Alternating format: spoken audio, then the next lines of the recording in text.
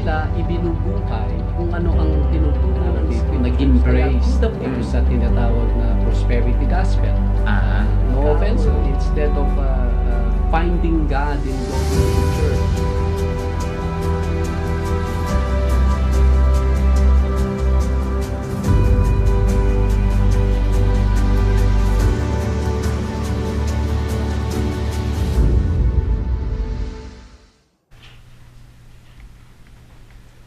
Hello, welcome po sa ating programang The Bible Cafe. Welcome po sa ating Friday episode. At ito po si Pastor Ram Gamboa ng Calvary Chapel, Baguio City. In the meantime, nandito po ako sa Las Vegas satellite studio natin. At again, salamat sa Panginoon, even Yahweh, sa pamamagitan ng technology ay tayo po ay nakakapagpatuloy sa ating pong programang ito. Na ang mga kasamahan po ay nandoon sa Baguio City, Philippines. At kayo naman po, kung saan mang sulok ng mundo, na kayo po ay naka-tune in na nanonood ngayon. Would you imagine na po ang ganitong klaseng setup ay magagawa ng mga simpleng tao na katulad po natin. Salamat. Salamat din po sa inyo na giving us encouragement, giving us positive comments, feedbacks sa na-accomplish ng programa pong ito. At ang buklat yun natin ay we can continue to study the Word of God sa Tagalog na medium, sa Tagalog na salita, at para naman tayo ng update, lalong-lalo na sa ating mga Kapilipinong nagtatrabaho sa iba't ibang sulok ng daigdig. Magkakaroon ng update lalo na sa pag-aaral, kaalaman sa salita ng Diyos. At the same time, we desire na ma-stop yung mga Kapilipino natin na joining yung mga cults dahil they just wanna have a fellowship to attend. Kaya nawa, kahit po ito ay yung cyber, dito po tayo sa net nagkakasama-sama. At the same time, naproprotektahan po ang mga innocenteng tao na sometimes marinig mo, nandun sila sa abroad at nakipag-join sa isang group, akala nila Christian, and then they ended up worshiping their pastor or kung anumang grupong na-join nila. Kaya continue to pray po na ang Bible Cafe will be heard, will be known by many Filipinos. At the same time, ito po ay makakapagbigay ng guidance coming from the Word. At the same time, maprotektahan natin sila. Ayan. Salamat po again. At si Pastor Ram Gamboa po ito, welcoming everyone. Salamat po at we see you online at nanonood na ngayon. Help us pray na maging beneficial, productive, fruitful, ang ating pag-aaral, lalo na dito sa Book of Proverbs. Salamat po. Sa mga kapatid ko dyan, sa Baguio City, Philippines, ano na bang oras natin dyan? Pastor, ang oras po dito sa Baguio City ay Bible Cafe time na po. Ayan. Alright. Ayan, good morning po dyan sa may USA, Pastor Ram.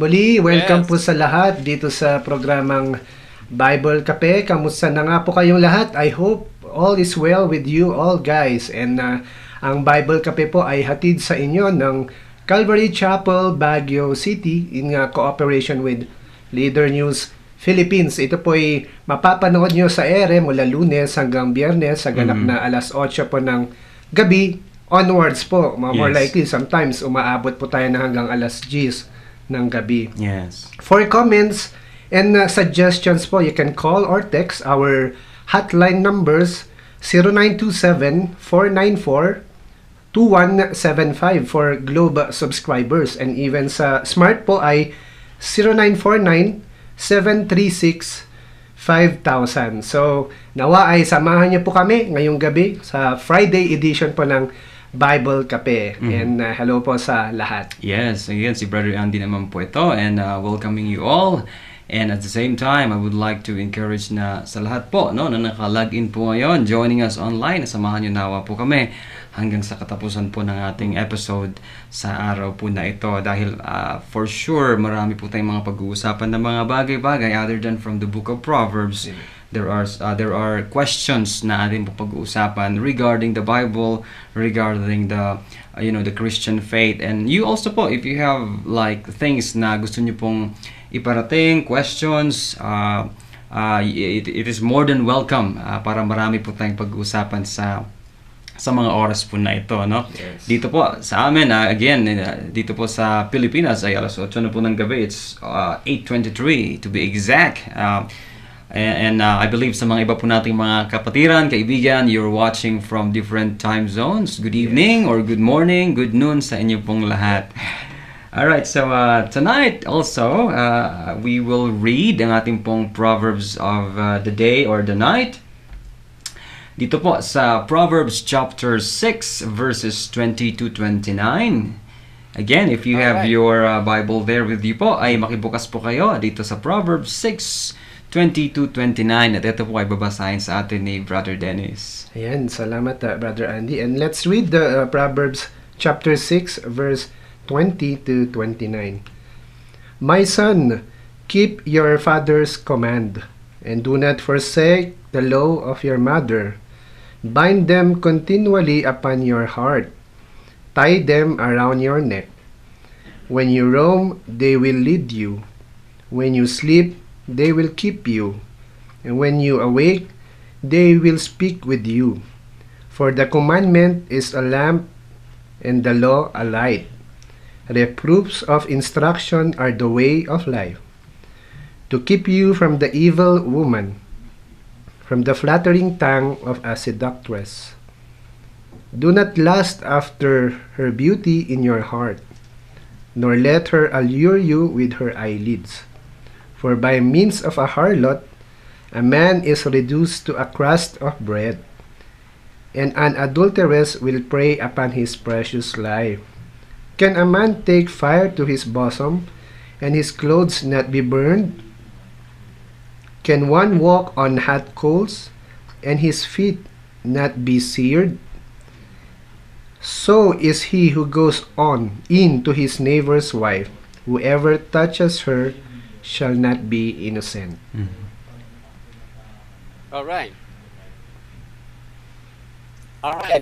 Brother Dennis, for reading ang ating Proverbs of the day. Actually, dalawa yung kino-cover niya. Number one ay yung how important ang the instructions, the advice ng parents natin, giving it to his son. Kaya when you say his son, of course pupunta tayo dun sa sabihin nating teenager or 20s na edad ng bata. Dahil ito, yung second na part naman niya, dahil ito ay will become a protection sa kanya. Siyempre dahil mga young people, that will stop them from even venturing to have a relationship sa mga immoral woman, or even to the point na not only immoral, some women are already married, and yet just because of that immorality in them, they attract people, and these people include yung itong son na ina-advisean ni King Solomon, or even us. Even us. Pupunta po tayo this time dun sa literal na relationship po nito sa atin.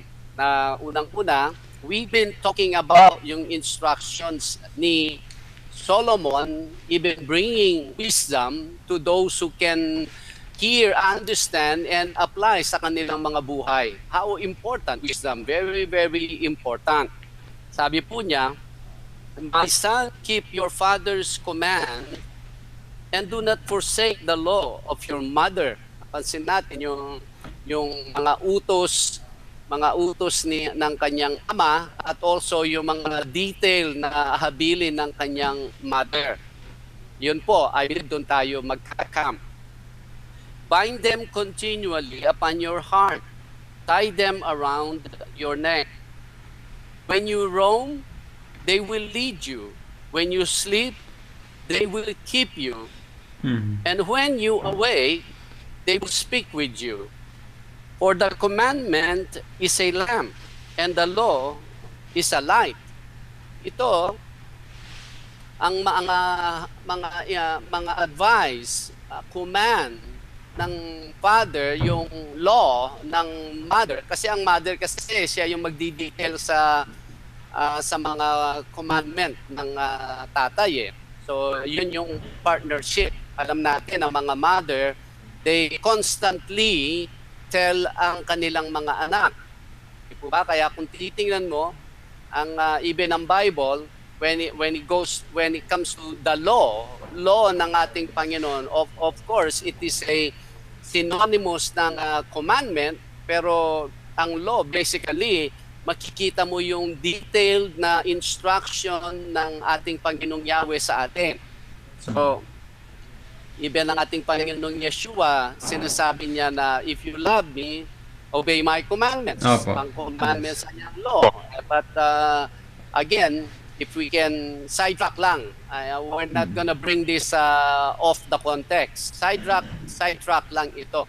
Na maraming mga Kristiyano ngayon, they don't want to go back to the law. They don't want to know the law. What commandments will you obey when you do not know the law?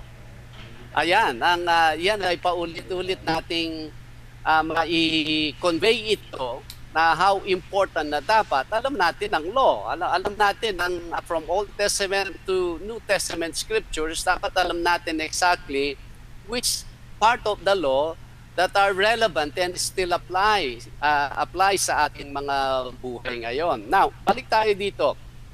Ang pinag-usapan dito, pag ang isang bata ay well exposed, well advised, well guided sa kanyang mga magulang, ang mangyayari is bago pa man, kasi sabi niya lamp and a light, so bago pa man, nakikita na niya, aware na siya, meron siyang, ay, hindi maganda to, oy, madurumihan ako dito, madadapa ako dito. So dapat yun ang law or commandment sa isang tao, sa isang anak. Now, ang problema ngayon, ito po, let us adjust itong part na ito sa panahon natin.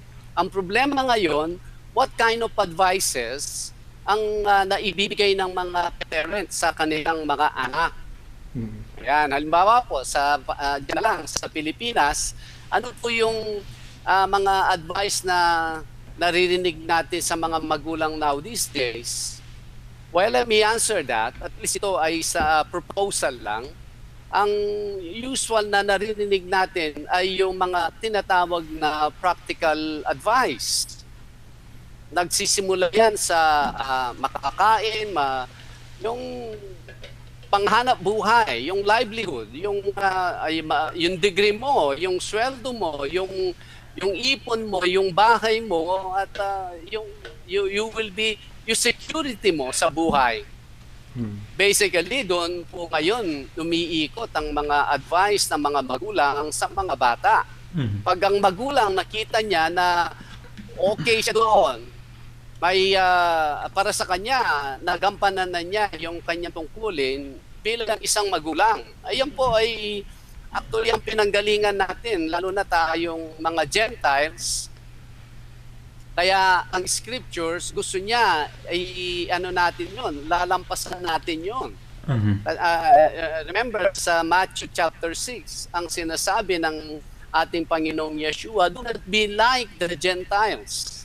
tayo mga Gentiles, basically yun ang ating nakikita ngayon. Kaya Okay. makikita mo, ang mga bata diyan sa Pilipinas ay they pursue ang halimbawa kung homosexual siya o kung siya ay isang tomboy at ipursu niya yung kanyang carnality as long na nakakapagdala ka ng pera sa bahay, as long na ibibigay mo yung mga material na bagay sa parents, sa yung mga kapatid, marami po ina-accept nila yan. Yes. Opo. What is that? That is a Gentile kind of mind or mindset. Ito po, this is really ang arrangement dito, even sa Proverbs na tinitingnan natin, ito po ay sa mga Israelita. Kasi ang ibibigay na advice ng parents ay yung galing mismo sa Torah. Yes. Opo. Kaya ito ay applicable lang sa isang typical na Christian family. Yes. Kaya kung tayo po yun, kung tayong Christian family, kung magbibigay tayo ng advice sa ating mga anak, number one, yung spiritual advice, ito po tayo mag-give na yun. Kaya yung ano ba yung, again, babalik po ako dito, ano ba yung pinapakita nating importante sa ating mga anak? Yung sila ba'y intact sa spiritual life nila? Yung kanilang bang buhay ay nakukondition that when the day will come, they are ready to worship and serve Yahweh? Yun ba ang ating binibigay na advice? Or ang advice natin is basically the same as the Gentiles advise their children. Ayun po. Kaya meron pong proper right context itong parents advising their children. Dahil ito, ang sabi niya sa 23, for the commandment is a lamp and the law a light. So alam natin, yung nagbibigay ng liwanag before ka pa makarating ay nakikita mo kung madadapa ka, kung malinis, kung maayos. And the law is a light, reproofs of instruction. Nasa verse 23 na ako, kung kachuchunin lang po, kalalagin lang po ninyo. Sa Proverbs chapter 6 po tayo, nasa verse 23 na. Reproofs of instruction are the way of life. Reproofs of instruction are the way of life. Ito yung dito dapat ang nagiging basihan ng ating buhay. From the law, from the instructions na nare-receive natin sa ating mga magulang who are so exposed sa Torah, sa salita ng Diyos. 24, ano ito? To keep you from the evil woman, from the flattering tongue of a seductress. Do not lust after her beauty in your heart, nor let her allure you with her eyelids. For by means of a harlot, a man is reduced to a crust of bread, and an adulteress will prey upon his precious life. Now, ito po, we talk about this immoral woman, this type, in the previous mga previous segments. But let me just say this, na when we give the advice sa ating mga anak, if our children will listen sa ating mga godly advice, one, ay mapoprotektahan po siya sa mga ganitong klaseng tao. Of course, let me add this, and many more elements that can pull them off the track and that can pull them into destruction. Sabi po niya sa 26, for by means of a harlot, a man is reduced to a crust of bread. Nawawala yung value niya. And adulteress will prey upon his precious life. Let me just say this po. I cannot say dito sa broadcast natin, but I'm not sure kung sino sa inyo ang familiar kay David Carradine. David Carradine, kilala po natin yan as the Kung Fu. Noon po ay nung bata kami, siyempre, I don't know sa ating mga viewers, ano. Ako po ay bata, I used to watch every episode ng Kung Fu. Yan po si David Carradine. David Carradine. Ngayon, yung mga movie na Kung Fu, yung nagkakat sila ng mga mosquito sa chopstick, yung parang gano'n, o yung langaw, nandun na yun. I'm not sure kung colored na yun eh. Basta nakikipanood lang kasi sa kapitbahay namin noon. Ayan, Kung Fu. Do you know how David Carradine died? Alam pa ninyo kung saan siya natagpuan? That is something, ang sabi niya, for by means of a harlot, a man is reduced to a crust of bread. Yes. And an adulteress will prey upon his precious life. That spirit will continue to pull you, and you continue to do that activity, at mamaya, kahit gaano ka pa kasikat, gaano ka pa ka-importanteng tao, actually, you will reduce into a crust of bread. Can a man take fire to his bosom? Sabi niya sa 27, and his clothes not be burned? Of course not. Ilalagay mo ba yung apoy, hindi ka masusunog? Opo. Can one walk on hot coals and his feet not be seared? Of course not. Yes. Unless taga-India ka. Kasi meron tayo nakikita, naglalakad sila sana, hindi sila nasusunog, no? Yes po. Anyway, 29. So is he who goes into his neighbor's wife, whoever touches her shall not be innocent. So anong nangyari ngayon? Kung walang advice sa ating mga anak, kung tanggap natin sa ating gulang, well, we are all susceptible and we will become victims of this kind of people, even the adulterous woman. Ano po Yes. yung ating summarize? Number one, sa ating mga magulang na I have no more friends. Sa ating mga magulang, make sure yung advice natin sa ating mga anak is from the Bible. Hindi lang po yung practical advice. Ang ating mga anak will be so secured sa material na bagay. So, kumbaga, sa isang typical na tao dito, ay nandyan na lahat ang bagay sa kanya. But wait a minute, tingnan mo, yung kanyang spiritual life is dead. Pangalawa, walang direction ang kanyang buhay when it comes to sa paggang tao ang pinag-uusapan ay ang kaharian ng Diyos. Dapat galing po dito ang ating mga advice kasi magiging balanse siya, may spiritual, may material. Sabi nga ang dating quotation or favorite verse ni Brother Andy, na ang tao hindi daw nabubuhay sa tinapay lang, Ayan, hindi sa salita ng Diyos. Yes. Pag ang advice mo ay galing sa salita ng Diyos, balanse po yan. Hindi lang yung meron siyang tinapay, meron din siyang buhay sa loob at guidance from Yahweh.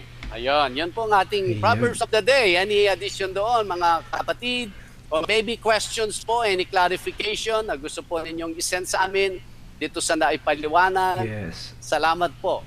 We look forward sa inyo pong magiging reaction dyan. Alright. Ayan. Maraming salamat po, Pastor, for that explanation. Yes.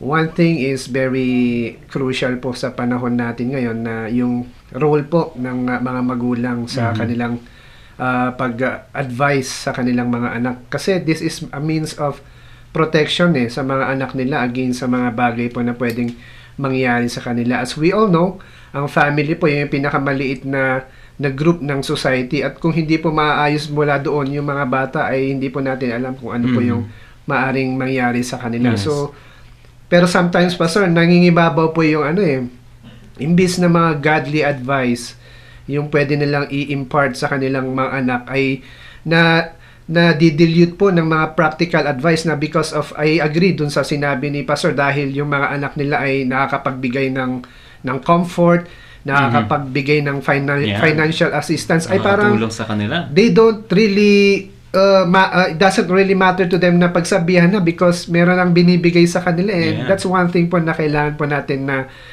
hindi i-tolerate kung sa context po ng family matters, because at the end of the day, kapag nasira po yung anak ay wala po ibang sisisihin kundi yung kanilang mga magulang. Yes, at makita din po natin, no, sa mga doon sa mga na-share sa atin po ni Pastor Ram kung gaano ka serious po ang maging isang magulang, because you not only provide ang kanila po mga pangangailangan, pagkain, financial, pang-aral, but even yung kanila pong spiritual na guidance, and that is from the word of the word of our God. Yes. And again, thank you po, Pastor Ram, for the explanation. At sa lahat din po ng nanonood po sa atin ngayon, kung kayo po ay nakibasa dun po sa ating Proverbs of the Day or Proverbs of the Night, if you have some questions, please send us, or at least you could join us sa ating pong usapan through your question.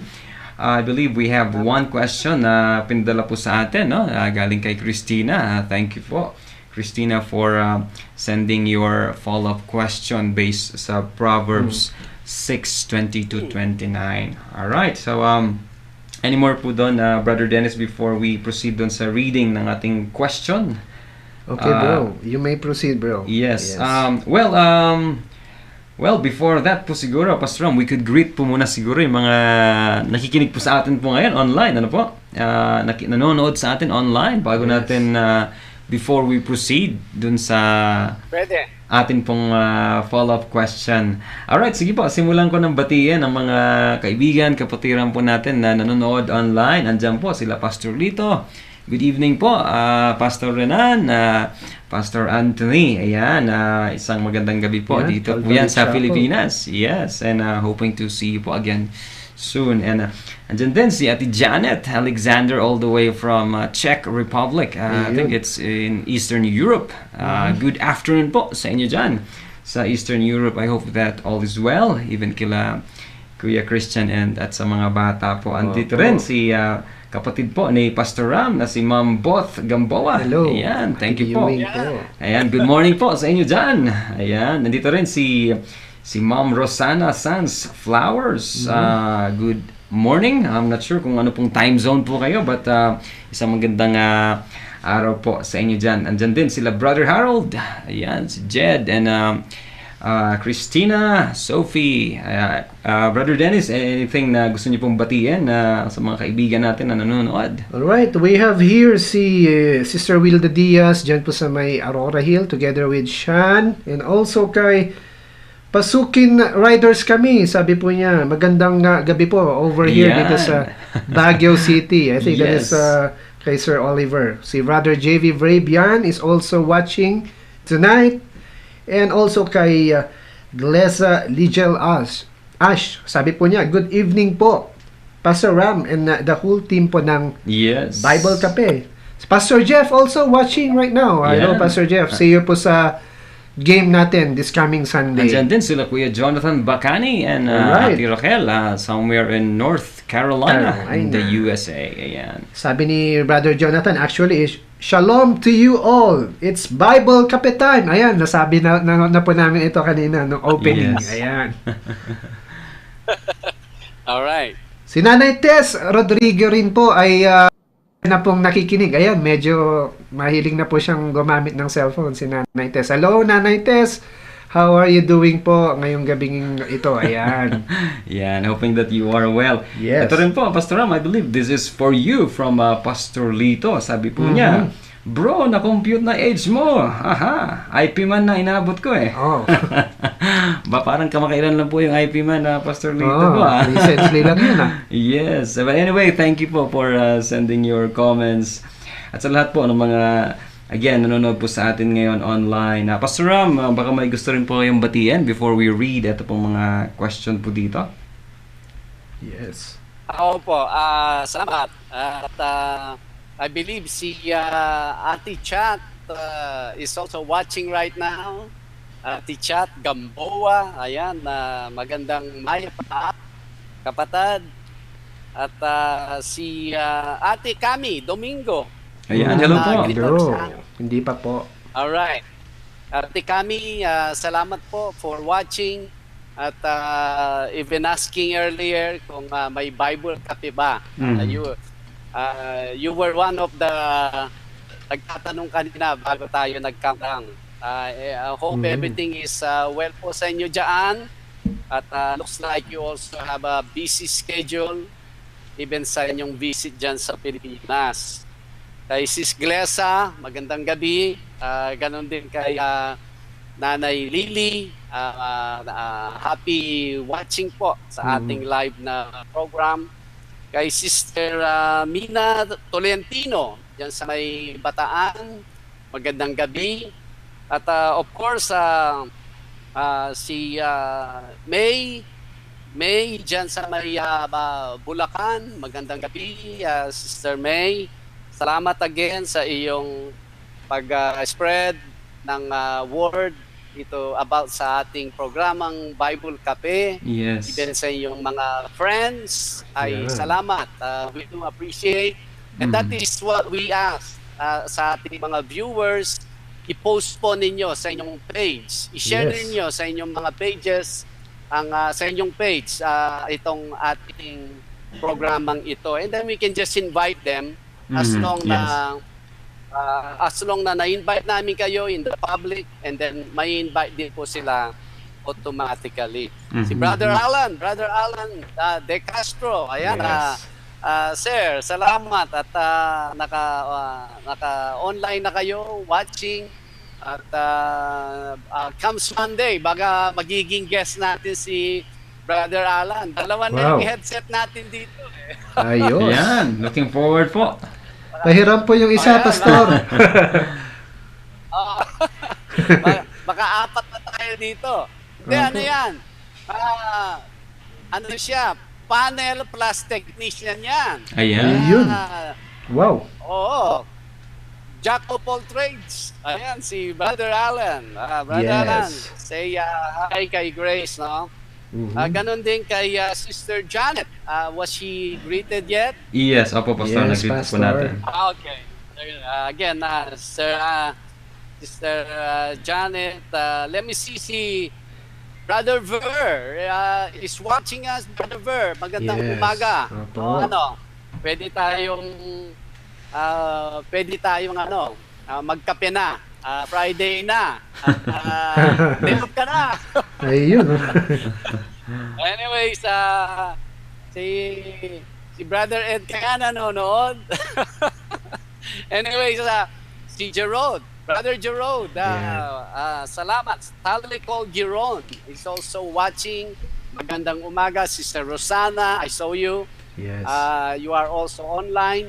Lahat kayo ay dito sa Las Vegas. We will continue to greet you po as we go along sa ating program. Yes. Salamat. Andyan din po pala si Uncle Joseph, no? Kuya Joseph Gonzalez joining us also. Magandang gabi po sa inyo dyan, Kuya Joseph. Alright, sige po. With that, we can perhaps read po ang mga katanungan na pinadala po sa atin dito. Maybe we can begin reading kaya yung question po ni Sister Christina Unbi. So, ano po? I hope I pronounce your name correctly, Sister Christina. So, ang kanya pong katanungan, Pastor Ram, ay sa verse 20. Kasi in-specify po niya dito. Okay, where Dito is sa that? Book of Proverbs. Ayan, andyan po ba sa inyo, Brother Dennis, yung katanungan po ni Sister Unbi, nawala pong bigla sa akin. Let me check. Ayan, sabi po niya, Pastor, if I may, habang Ayan, inahanap sige. po ni Brother Andy, Apo. in verse 20 po, yung about dun sa, my son, keep your father's command and do not forsake the law of your mother. Sabi po niya, in verse 20 po, what could be an easy way to apply this verse to my people, those who heard a lot of words about the Bible but was not able to affect them po. Parang lumabas po sa kabilang tenga at lumabas po sa kabila. Parang ganun Pumasok po. sa kabila, Pumasok, then tsaka lumabas. lumabas. Yeah. Opo. Again. Yung question mismo. Sige po, Pastor. What could be an easy way to apply this verse to my people, those who heard a lot of words about Bible but was not able to affect them po? Yun po yung katanungan ni Yes. Sister Christina. Okay. Sister Christina, ano? Yes, So, opo. itatagalog ito o English? Korean daw po, Ayun. Pastor. Oh, yeah. Okay. Pwede. Ang meron po akong nabasang pocket book on how a group, organization can be a successful as a team.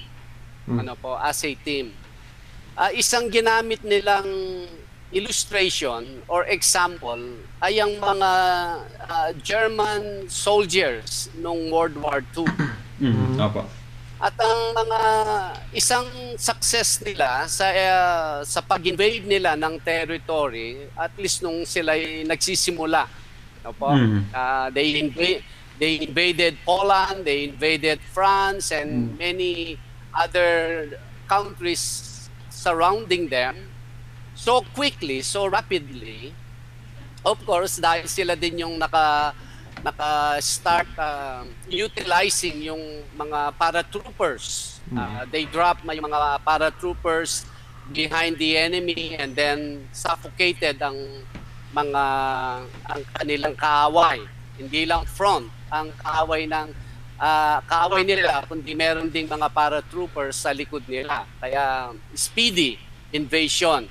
Pero isa sa mga technique ng mga Germans noon sa World War II is ang in charge na officer, pag meron silang let's say i-invade nila yung isang bridge, he will tell the people how important that they will secure that bridge, or how important that they have to secure that community or that city or that town, whatever that is, or a hill, sa kanyang mga soldiers.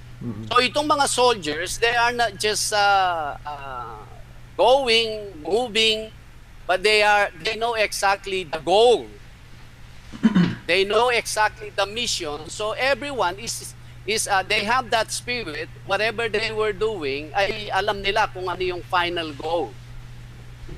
Well, sa panahon natin ngayon, ito yung nagkukulang sa this is what is lacking to the so-called Christians, Umbi or Christina, that they are not telling the people what is the goal, what is to do now that you are a born again. Because now the idea is once you learn about Yeshua, even Jesus, once you have that relationship with Him, now you can sit down and browse and look around. Maybe the things you like, you can pursue while you are a Christian. There is no more goal. As the scripture is telling us that now you are justified, live your sanctified life, live your consecrated life towards the holiness ng ating Panginoon. Amen. That should be the goal. That should be the mission. Kaya now you see people, they're just sitting around, gathering in the church, and it's sort of a club. It's sort of a social club. Yes. At least they talk about the Bible, they talk about stories, they talk about facts, but there is no mission.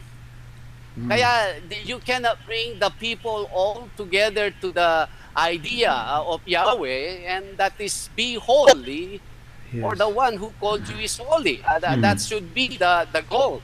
That That's should right. be consistent. Every message that you bring, say, or in the Bible, then if we do that to our people, then only few will not get the message. Of course, there is always this perdition people, but most of the people will have now a goal, will have a mission to pursue and to abstain from sin, and that is to becoming pure and holy as they approach the day that the Lord either will come back or when they stand before Yahweh. I think that's the answer sa tinatanong ni Christina. Opo, Pastor. Maraming salamat, Pastor, for that explanation po regarding po dun sa question ni Sister Christina. Yes. Opo. Pastor Ram, nabanggit niyo po yung tungkol dun sa, mission sa mga churches these days na parang, walang mission, walang I believe the mission that you are referring to is yung to go out, to spread the gospel as we are commissioned by our Lord Jesus or Adonai Yeshua. May just a follow-up question lang po doon, Pastor. Kasi we heard these days mayroong mga tinatawag na mga mega churches, especially in the West. Ito po ba ang mega churches po? Is it a sign or masasabi po ba natin na it's a sign of a church na walang wala yung hindi siya nakiki-ordinate or hindi niya fulfill yung mission na iniwan ng Panginoong Yeshua? Well, hindi kung ang isang church, mega church, yung mega church sa Korea. Okay? What's his name? Paul Yonggi Cho. Yonggi Cho, opo. Opo, si Paul Yonggi Cho ay tingnan mo, malaki yung kanyang church. Mega. And yet, what I've heard ay meron silang mga cell groups. Yes. Meron silang mga cell groups during the week that they natututukan nila ang mga tao through that cell groups, provided na dapat equip ang mga leaders nila sa mga cell groups nila. It is walang problema ang mega church. Yes. Meron silang structure na ganon. Dapat natututukan mo ang mga tao. That's good. Para ka lang may mga small fellowships, pero on Sunday they gather. They are many in number, pero during the weekdays, the week ay meron naman silang cluster na maliliit.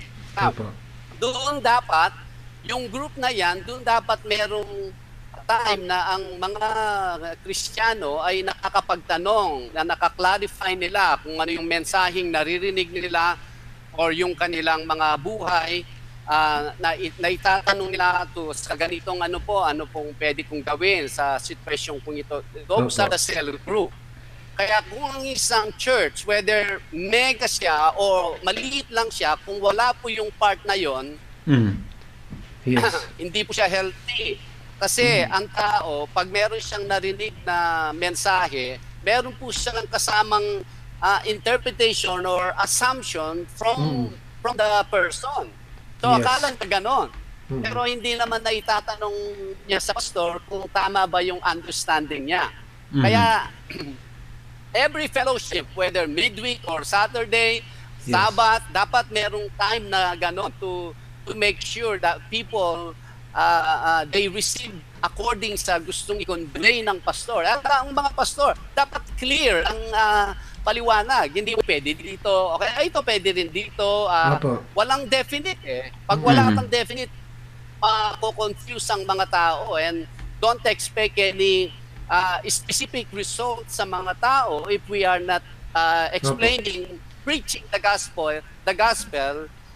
na define kung ano talaga ang dapat natin gawin, tayo yung mga Kristiyano. Kaya kung mega church man siya, marami tayong mga naririnig na mga mega churches, even lalo na dito sa Amerika, kung wala silang cluster groups tulad na ni Paul Yonggi Cho, it's all show.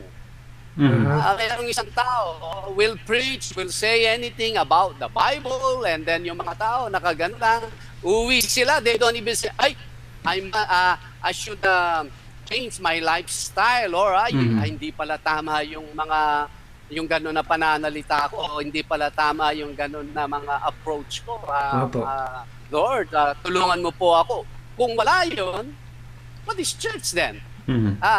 Para bang ang church, you just gather there, you see your friends, you see the people that you smile with, that Yes. you Opo. eat food and everything. Magiging social club na lang ang church. Parang ganon.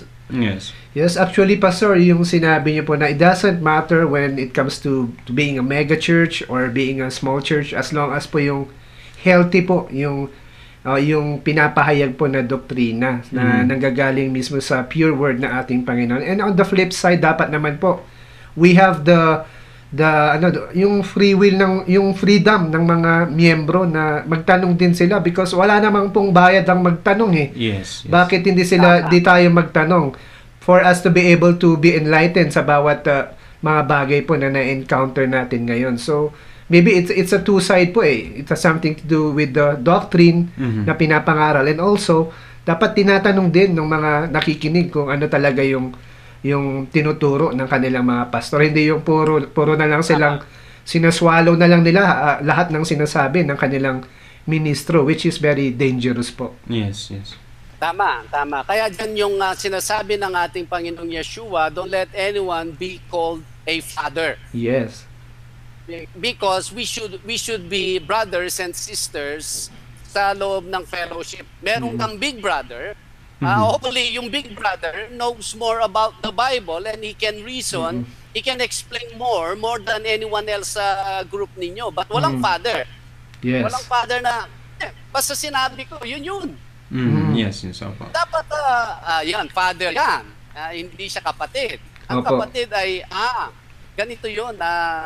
Ang ibig sabihin dyan, now you're explaining, you are just a brother eh. Hindi ko ikaw ang pastor ay parang dapat ganyan. Sinabi ko na yan eh. Ngayon ko, alis ka dyan. Yeah, opo. Final word para sa kanya, opo. Final word ka agad. Yeah. Kaya yun ng Panginoon na any of us will take a position, have the attitude as a father. Isa lang yung father natin. Ito lang ang ating Panginoong even Yahweh. By the way, I wanna greet si Brother Ed Bosqueda. Ay, nakapun lang na siya. Opo, ang tagal niyo na pong din nagkita. 12 hours na po. 12 hours na daw po kayo din nakikita, Pastor. Namimiss na nila kayo. Si Brother Ver. Ayan. Si Brother Ver. Opo. Ito si Brother Ed Bosqueda. Ayan. Hello po. Yung Four Musketeers. Dapat trio. Ngayon, 4 Musketeers na. Opo. Alright. Salamat po. Pero Pastor, sad to say, ang church ngayon ay ginagawa na parang another club ng mga tao. Parang kung gusto nilang magkaroon ng maraming network sa kanilang business, maraming network sa kanilang mga reselling, ay Yes. sige, punta tayo sa church kasi lahat naman ng sasabihin natin doon, basta maging mabait tayo ay yun, madali silang maengganyo basta sa loob ng church, which is dapat po maging maingat din ang bawat isa sa atin. Kaya nga po na meron Bible Cafe nang sa gayon ay pagka may mga questions kayo na medyo confusing ay pwede po ninyo itanong dito sa program na ito. Exactly. Alright, sa atin pong sige bro Andy, say that, no? Opo, Pastor. I supposed to read yung question, but sige po muna kay po, Pastor. Salamat po. Kaya nga tayo dyan sa Calvary Chapel Baguio, Opo. ay kung meron kang ibebenta sa church, number 1, bawal po ang utang. Okay? Number 2, kung meron kang product na ibebenta sa church or sa, after the fellowship, you make sure yung product mo ay 1, mas masarap siya. Pangalawa, dapat mas mura siya kumpara kung ano yung meron sa market. Yes. Kasi pwede na tayo magpunta sa market eh. Why are you bringing your products sa church na the same price sa market na ginagawa mong market ngayon ng ang church? Di market ang church. When you sell something sa church, it's much cheaper kumpara sa market. Now, hindi na ito market. Now you are blessing your fellow believers. Yes. Dahil instead Amen. na bili sila na hindi fresh or hindi mas kasing sarap sa market, dito na pwede mong mabili. Ayan, Ministry pa opo. rin siya. Yes, opo, Hindi siya Pastor. market. Kaya that's the ano natin, rule of thumb when it comes sa maybe sa ating mga nakikinig na mga kapatiran, even mga pastor, why not sell something sa loob ng church? As long hindi yan ang nangunguna, hindi siya magiging house of merchandise. Yes. And definitely, walang room ang networking sa loob ng church. Mm. Madidivide siya. Again, I will say it again, walang utangan sa loob ng church. Ayan. Yes. Dapat meron tayong policy how to keep ang church natin as what it should according sa harapan ng ating Panginoon. Yes. Opo, Pastor. Yeah. Ayan. Kumbaga may ano po siya, may kaibahan the way we treat it sa ibang mga bagay. And you know pa, that's for us naman po na nag-a-attend sa isang church. That's the way our pastors especially or yung mga leaders take care ang flock. Anyway, salamat po. Minsan pa Pastor Ram at sa lahat po ng mga nakikinig po sa atin ngayon, joining us on air. Andyan Send din, in your kaka-join questions. ni Sister Marian all the way from Lingayen, Pangasinan. Good evening po sa inyo dyan, Sister Attorney Marian. Andyan din si Sister Mira Kang.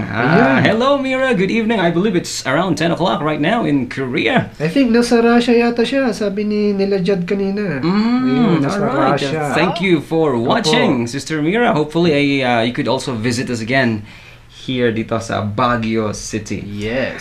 Alright, eto po, Pastor Ram, Brother Dennis, ang susunod naman po natin na katanungan, this is from our friend, our co-worker, si Pastor Renan, all the way po dyan sa Lucena City. Good evening po sa inyo dyan, Pastor Renan. Actually, meron po siyang pa-shoutout po kanina. Meron. I'm looking, do you have it? Sabi niya, bro, shout out sa aking my apartment, wala pa kasing bahay, sabi niya. Sa aking mga anak at sa Calvary Lucena family. Happy viewing to all Bible Capers or BKers. Yan. Ayan, sabi ni Pastor Renan. Hello po, Yes, Pastor hello Renan. po sa inyo dyan, Pastor Renan. Regards sa family. family, opo. At meron din po siyang question. Ayan. Ayun, nice. Ito po ang kanyang question na pinadala po sa atin.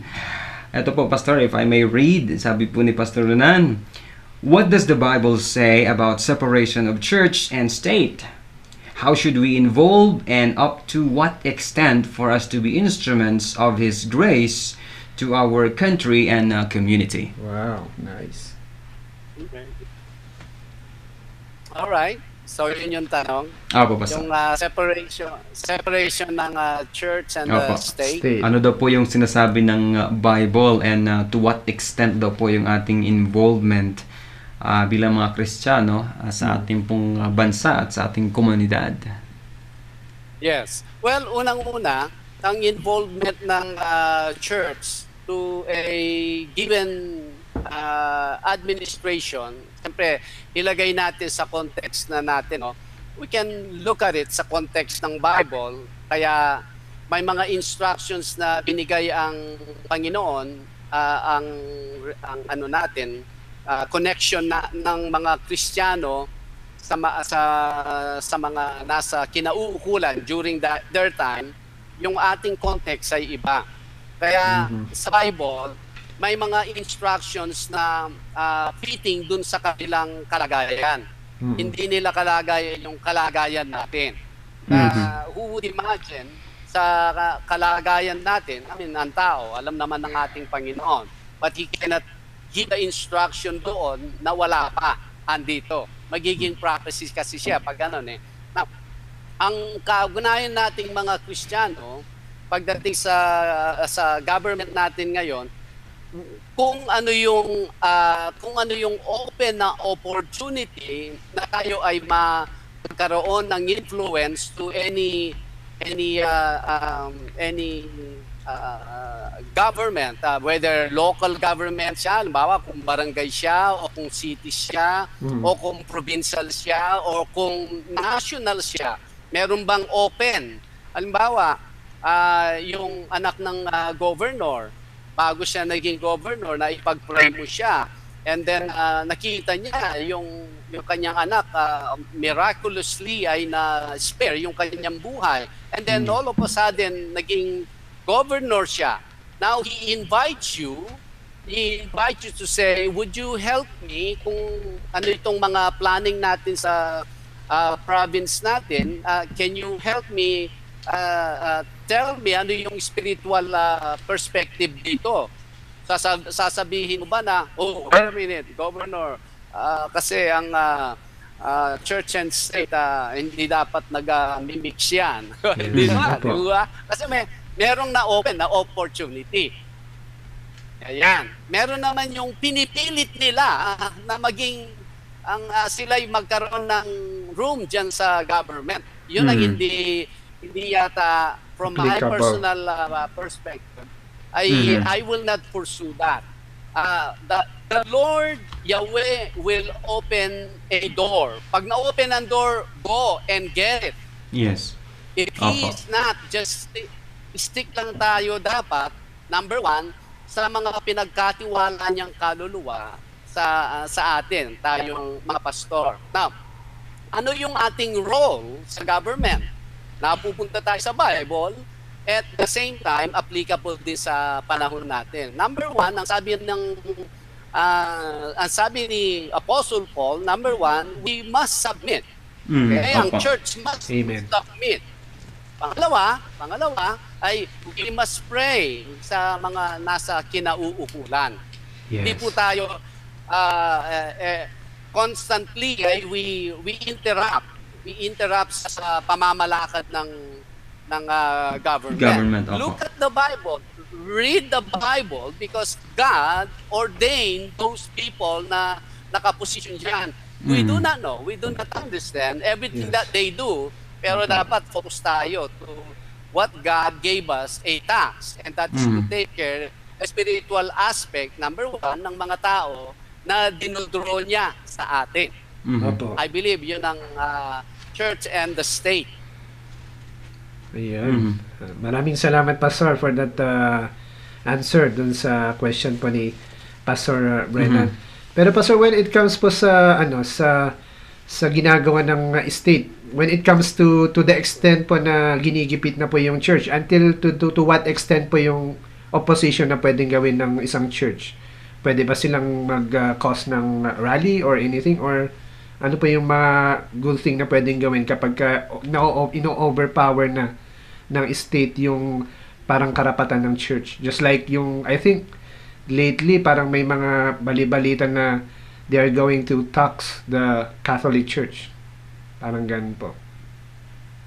Ano daw gagawin? Parang mag-i-impose po, Pastor, ng i-impose tax. nila. Mag-i-impose sila ng tax sa mga churches. Tax? Opo. Okay. Is it still, we still have to follow it as a church because they are the authority, Pastor? Ganun pa rin po ba ang pwedeng gawin ng mga church kapag ganun? Ang sinasabi naman ng scripture pagdating daan, we must pay whatever due sa government. So kung yun ang iniisip niya, as long na not to punish us just because we voice out something. Opo. Even they're trying to punish us because of the expression of our view or of our stance sa Bible. Wala po tayong magagawa dyan. Submitted po tayo dyan.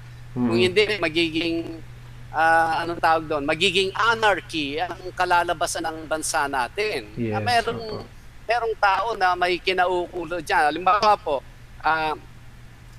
nandiyan ka sa barangay.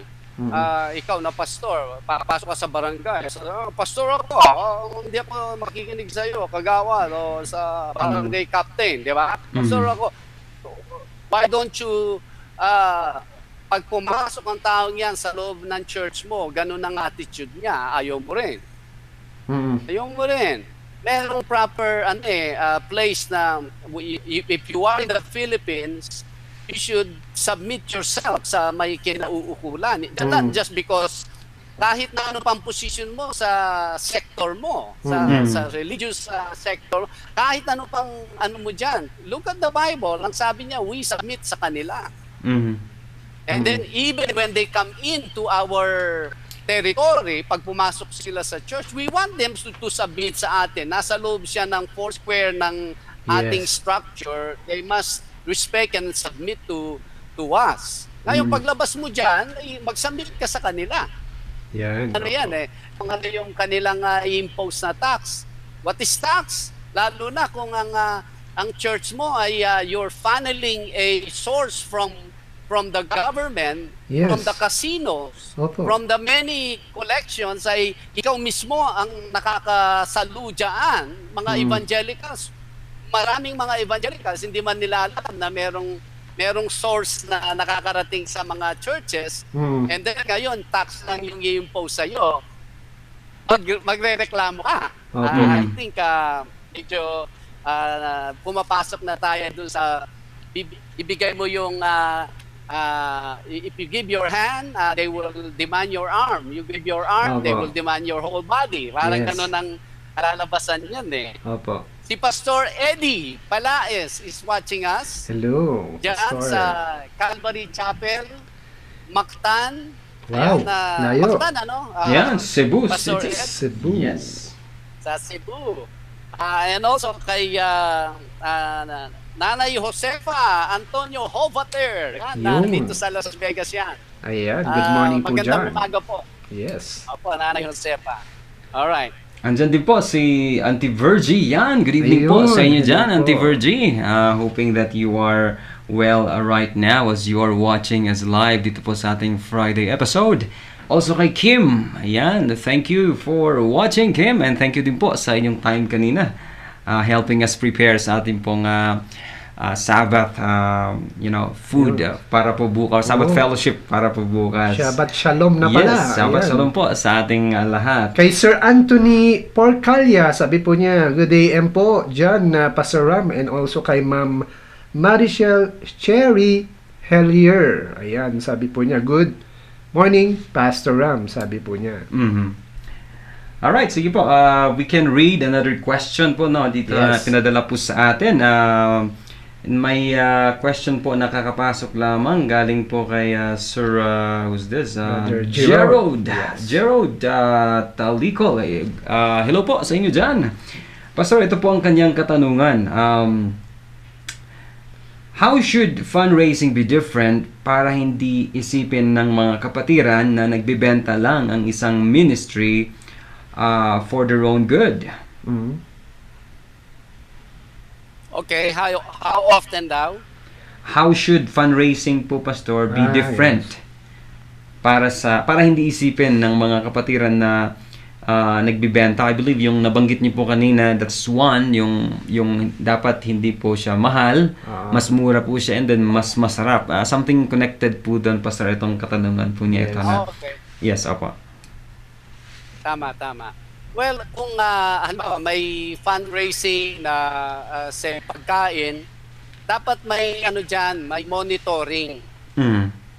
Kung kasi minsan dahil ikaw ay nag-a-attend sa church and then meron na fundraising na pagkain, to the point na nahihiya kang hindi bumili kasi parang hindi ka supportive dun sa ginagawa nila. So dapat merong nagmo-monitor, is this actually serving the people or nasa-serve lang yung fundraising? Kung ang fundraising ay nasa-serve lang yung idea ng fundraising, parang we are taking out a good thing na na-contribute na ng gospel sa kanila as they listen sa message. Hindi po siya sulit. Hindi sulit na pakialaman mo yung love ng tao coming to church to listen to the message, and then magagalaw mo siya kahit alikabok lang dun sa sige, nakakaya naman na bili ako. That is for me, I will not pursue that idea. Kaya kung may fundraising sa church, make sure yung dapat nababantayan yung frequency niya. Pangalawa is, ito ba ay well sa mga tao? Ito ba ay just? Hindi ba sila, are they not paying so much money for the whatever service or item na nakakarating sa kanila? Dapat serving the people talaga sa church. Hindi yung, just tell the people, we need this amount of money. Anyone who, kung sinong may pera, pwede niyang ilagay dito sa box na ito. Plainly, pwede naman ganun. Yes, At Apo. hindi na kailangan yung maraming fundraising na parang nagiging business ang dating. That's what I know, Brother Gerald.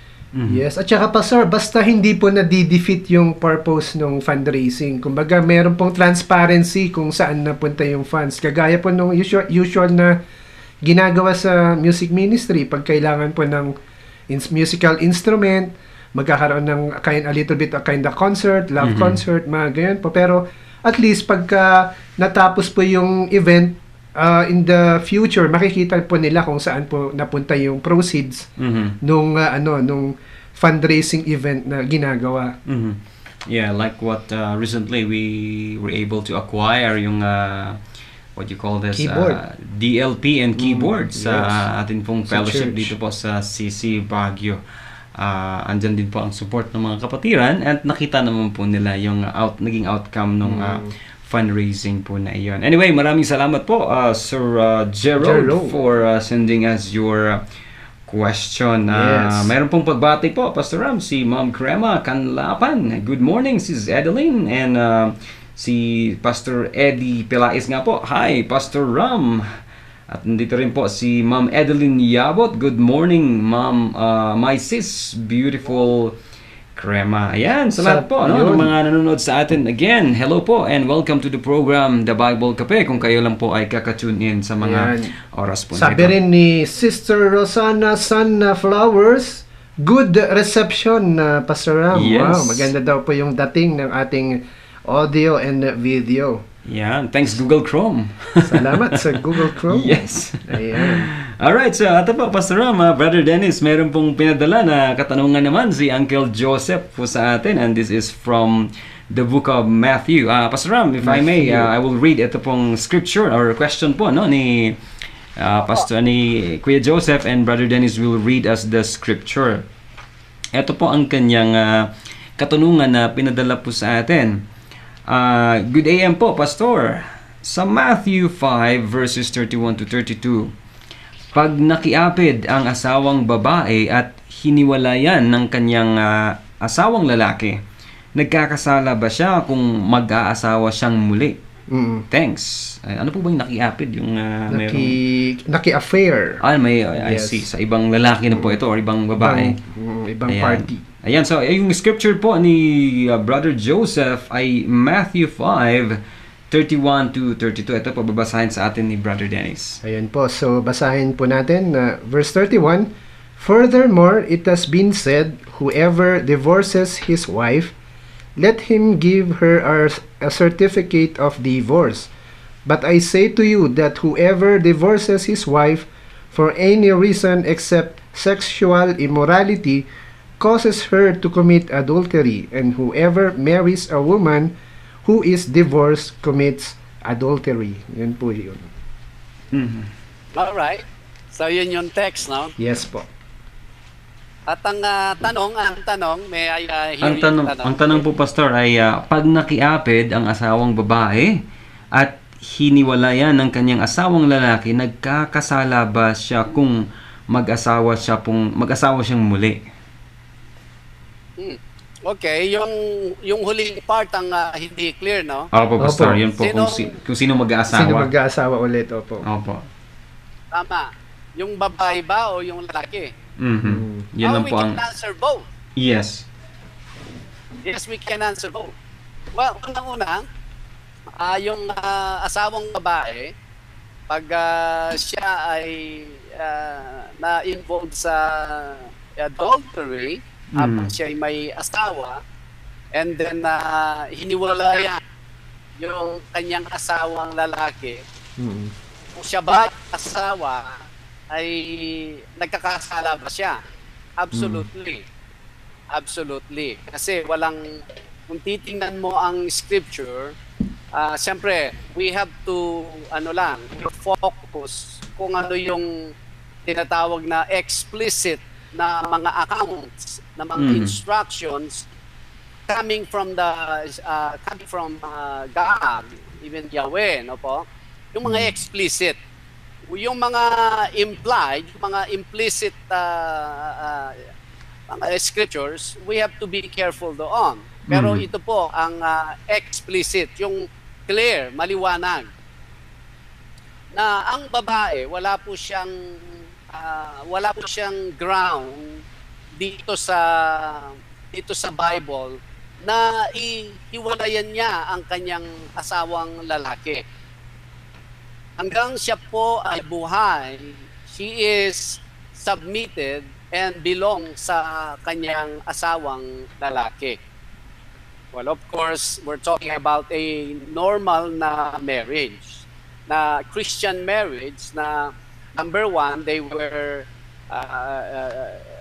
counseled po sila bago yung kanilang marriage, and then they live in a Christian marriage and family, and then later on yung babae gusto niyang hiwalayan yung kanyang asawa. There is no instruction, there is no right, there is no ground for any woman to divorce her husband. Kung yun po yung, of course, you can react, you can respond to this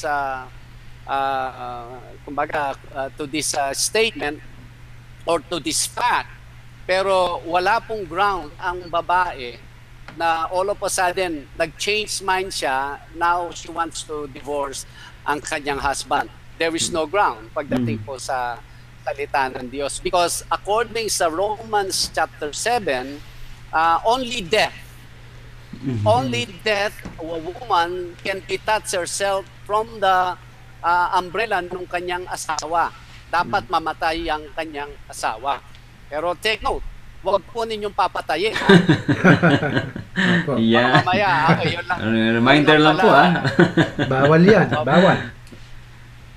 Baka sabihin nila, madali yan. So, only death ng asawang lalaki, ngayon na-free ang babae. Ayun nga, yun ang pinaka illustration na ginamit ni Apostle Paul when it comes to noon, we were trying to be righteous by obeying the law in the old covenant.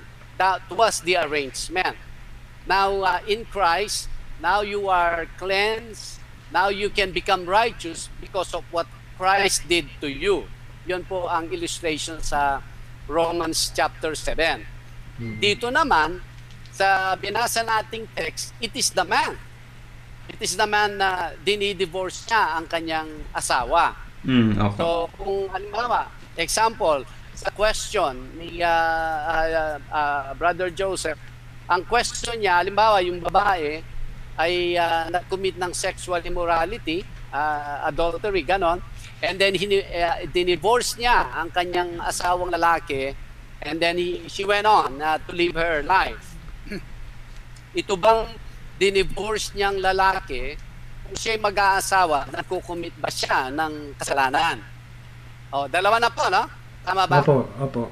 Yung na-answer na natin yung babae, ngayon, we will answer kung ang lalaki ang tinatanong ni Brother Joseph. Now, hindi po siya magkakasala. Kasi number one, hindi siya hindi siya ang responsible dun sa divorce. Because actually, ang lalaki ngayon ay victim siya ng bunga ng carnality, whatever spirit meron yung kanyang asawa. Ayun po ang kasagutan natin diyan. Ayan, salamat po. Thank you, Pastor Ram. Pastor Ram, ang reading ko po dito sa katanungan po sa pinadala sa atin ni Brother Joseph ay it seems like yung babae po yung kung nag-asawa po siyang muli. Oo. Any more po doon, Yes. Brother Dennis? Negative, bro. Alright, salamat po, Pastor Ram. Sige po, we'll read. Any more greeting? Meron, Any more Pastor. greetings? Opo. Si Alj Collejo Cabuco is also watching, Pastor, all the way sa Middle East. Also kay Aldwin Aviles Callejo, dyan po sa may Cabanatuan. Also Ayan, hello si po. Sister Crema Canlapan wants to say hi to Sister Rosana. And also kay Sister Crema at good AM din kay Sister Cherry. Ito pa yata yung mga kaibigan ni Sister Crema na in-invite niya dito sa Bible Cafe. And I hope you're enjoying watching the episode tonight. Yes, at eto po, Pastor Ram, Brother Dennis, meron pong kakapasok lamang po a while ago na katanungan. I believe it's from Ma'am Rosana Sans Flowers. Sabi po niya, Pastor Ram, what can you say about people standing in the pulpit pretending to be a man of God when they are not? I think she's asking for your perspective po, Pastor Ram, sa ganitong klaseng mga tao. And before, Pastor Ram, before you answer that, I just remember yung isang, this is a renowned na Christian defender of faith, and during his time daw po sa seminary, meron daw he shared one of his speaking engagement. He said that meron siyang kaklase po doon na actually the person is atheist, and he asked him, oh, but atheist Ken, why are you here? Ang sabi po niya is kasi mas malaki yung pera dito, parang madali yung pera, mas malaki sa being in the ministry. Speaking engagement So pa lang. parang ginamit lang po yung ginamit lang yung Biblia. So going back po doon, Pastor Ram, naalala ko lang po yan. Ano daw po yung opinion niyo po regarding sa mga ganitong klaseng tao? Hindi ko makita yung question niya. Ano na kasi? Let me read it po Please. again. Sabi po niya, Pastor, what can you say about people standing in the pulpit pretending to be a man of God when they are not? Yes. Well, what do I think? I think the person is doing much harm sa kanyang kaluluwa.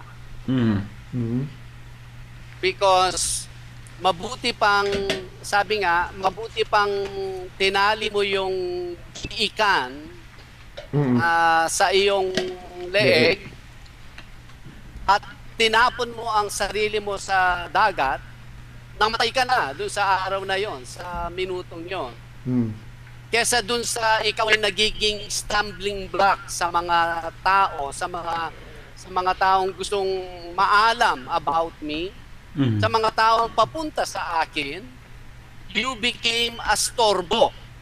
Dahil unang-una, kung ikaw ay hindi man of God, you're doing the opposite of the man of God who's supposed to continue to bring that fact na ang tao, naliliwanagan sila, they can make their steps, they know what is ahead of them, they know their purpose, and they will know their mission as a Christian habang sila'y nandito pa sa mundong ito. That's what the man of God will tell them. But the person who will stand sa pulpit and not a man of God, now he will bring many paths sa mga nakikinig. Pwede naman ganitong buhay mo eh. Actually, Yes. pwede rin ganito ang buhay mo. Actually, pwede pa lang, hindi ka gagalaw. Pwedeng, pwedeng ito rin. Imagine, not only that you will go to hell, someone will make sure you go to the hardest part of hell. Kaya ngayon pa lang, you are already going to hell. Pili ka na lang, low, medium, hot, very hot, extremely hot, really, really hot. Habang nandito pa lang sa low, ang temperature para sa'yo, pagtapon ka na dyan sa Lake Mead, habang low pa lang. Kasi the more you stand sa pulpit, and you're not even a man of God, Yes. you're just heating up hell for you. Kawawa po ang mga tao, Sister Rosana.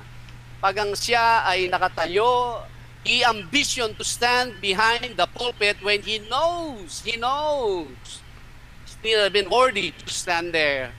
At ngayon, He brings his standard sa mga tao. As long as you can just become like me, you'll be okay. You see, he's attracting, he's inviting people to his standard na pupunta naman siya sa impyerno.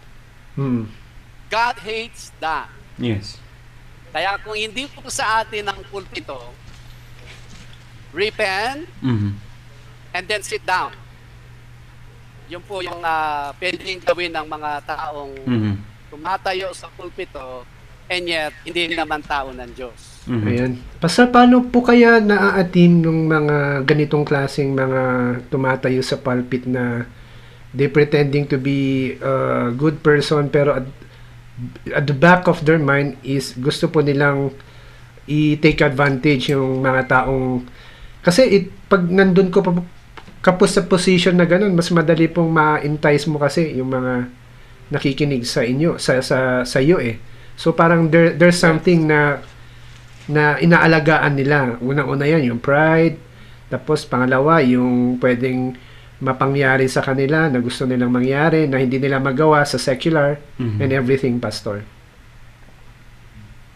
Ay, anong gagawin ng pastor? O Opo, ng parang mga tao? ng mga tao, Pastor, kasi sometimes yung iba they're good in their craft. Talagang ayaw nilang umalis. Kasi maganda yung position nila eh. Parang same true with the political people. Parang ganun din yung nangyayari sa mga pastors na ganun, sa mga ministers po na ganun. Because it caters to their convenience, it caters to their comfort. So ano po kaya yung magandang gawin ng mga miyembro pag nakita na nila na hindi na nagdudulot ng maganda sa kanila? Yes. Well, actually, before I will answer that, I want to greet si Sister Nena Navarro. Ayan, hello po. Nanay Nena. Hello po, Nanay Nena. Thank you for watching. Ayan. All the way from Alaminos, Pangasinan, if I'm not mistaken. All right. Yes, Sister Nena. Good evening at happy viewing, Opo. watching. Yes. At give our regards kay Pastor Mike, Sister Sally, and even kay Kuya. Salamat sa being online at watching us live. Ayan. I hope this is not your first time. Yeah. Okay? Kaya Manong Maylord po, Pastor Ram. Yes. May Lord. Yeah, Manong May Lord. Si Lord nyo. Hindi, May Lord. Andyan din po si Krista Belford. Good morning sa inyo dyan, Sister Krista. Or ano pong bang oras ngayon dyan sa ano Saan po ba yung siya, Pastor bro? Ram? Mesquite, Nevada. Tama po ba yan? Mesquite, Nevada. Yes. Ano tawag? Yes. Bible Cafe time na doon. Yes. It's 8:37 a.m. dito. Ayan. Yes, seven. opo. Hindi, sandali. Tama. Yata kumaga. Anyway. Alright. Ano yung tanong kasi? Please review me. Yung Pastor, what is the best thing na pwedeng gawin ng mga miyembro na pag napapansin na nila na yung isang Ayan. ministro Okay, ay taking advantage, ganun. Opo. Right. Actually, yan po ang message natin last Wednesday dito sa CEMI Las Vegas. Mhm. Na-remember nung si King David nagpunta kay Ahimelech, the priest, at sabi niya, ako'y galing kay King Saul at ako may napaka-importanting misyon galing sa kanya. Meron ka bang pagkain dyan para sa akin at sa mga kasamahan ko? Mhm. At also, meron bang weapon dyan? Itong si Ahimelech, nakita niya si King David, he immediately gave him kung ano yung request ni King David. Though si Ahimelech, actually nasa 1 Samuel chapter 21 to eh. Opo. Though si Ahimelech is more, he will more support and patronize si King Saul dahil si King Saul ang king eh, not si David. Pero naniwala si Ahimelech sa sinasabi ni King David, ngayon, dahil sa alam niya kung sino si King David noon.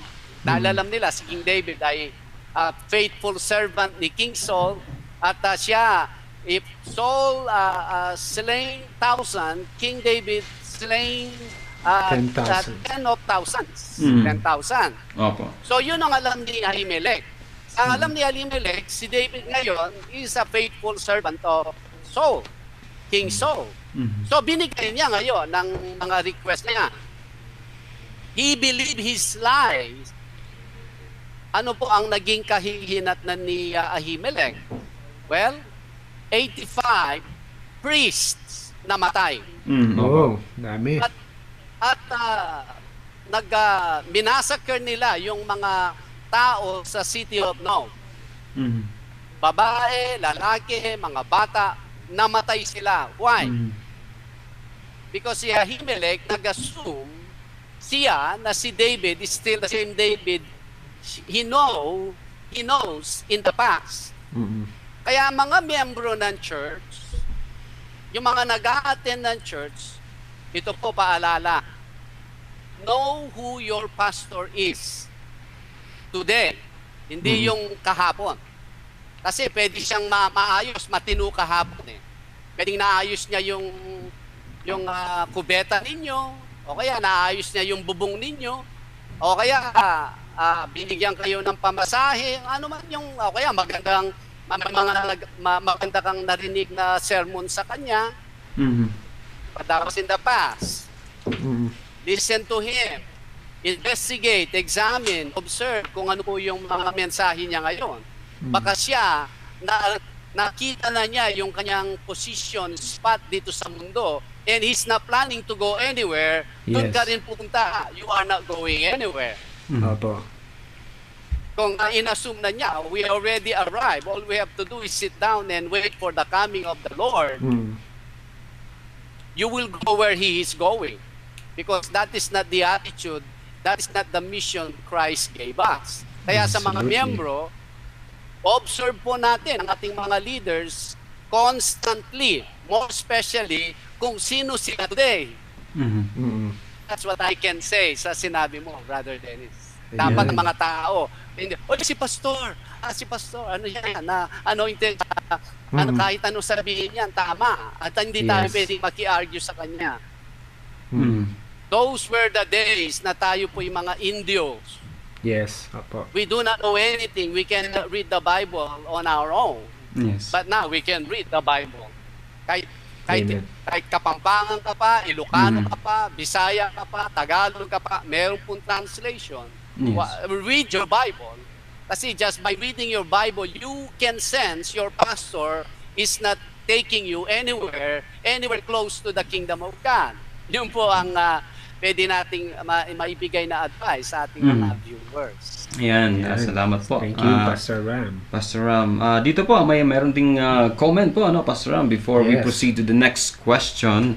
Ay meron din pong in response po dun sa sagot po ninyo kay Ma'am Rosana. Yes. Sabi po niya, thank you po, Pastor Ram, kasi dami ganyan. Some are being named in the media and still standing. Oo nga naman po. Yun na nga po yung mga iba na they already have like three jets. Hihingi pa po ng isa, another yung mga ganun pong mga klaseng mga tao. Also I believe this is kapatid po ni Pastor Ram, si Ma'am Grace Gamboa. Sabi po niya, magandang umaga, Pastor Ram, Brother Andy, Brother Dennis. Hello po. And my beautiful family from Ate Chat. Ayan, hello din po sa inyo dyan, Ate Chat. And thank you for your message na pinadala po sa atin dito sa programa. And again, welcome po. Pastor Ram, going back po dito sa ating questions, meron pong dalawang questions a while ago na kapapasok po sa atin. Ang isa po ay galing po kay Sir Ed Mosqueda. Ayan, hello po, sir. Thank you for watching also. Ito po, Pastor Ram, ang kanyang katanungan, if I may read. Is there any time frame when either the husband or wife dies before deciding to marry again? How long before they can marry again? Yan, meron daw po bang specific, I believe he's asking if there's a specific instruction for time frame. Duration. Halimbawa, pag namatay yung asawa mo, yung ganun po, ano, and then, gaano katagal pwede pong mag-asawa. Oh, yun, okay. Opo, Pastor. That is tama. Yung, halimbawa, namatay yung asawa mo, kailan ka pwedeng mag-asawa? Opo, Pastor. Yes. Unang-una, wala naman pong in-instruct sa atin na time frame kung kailan pwedeng mag-asawa. Sa tao na po yun eh. Ang halimbawa, namatay siya and then 6 months later you found someone na may udyok sa iyo, may peace sa iyo coming from Yahweh na this woman will be your secondary helper sa duration ng iyong buhay, then it will be 6 months.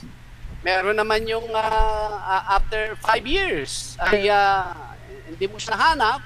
After 5 years, meron ka naman, may pinakita, may dinalang pinakilala sa iyo si Yahweh. So, wala talaga siyang time frame.